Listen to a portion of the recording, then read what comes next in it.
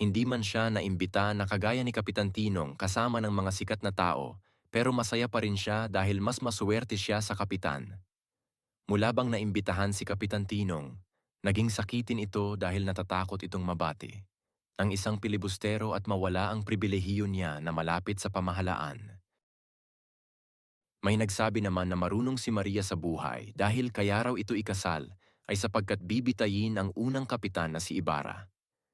Lalo lamang nasaktan ang kalooban ni Maria Clara sa mga narinig. Kaya iniwan niya ang mga babaeng nag-uusap, ikakasal. Napag-usapan naman sa grupo ng mga lalaking nag-uusap ang paglipat sa Maynila ng kura. Samantala, sinabi naman ni Teniente Guevara na hindi bibitayin si Ibarra, bagkus ay ipapatapon lamang. Nabanggit din niya ang kaso ng binata at paglaraan at binati si Maria.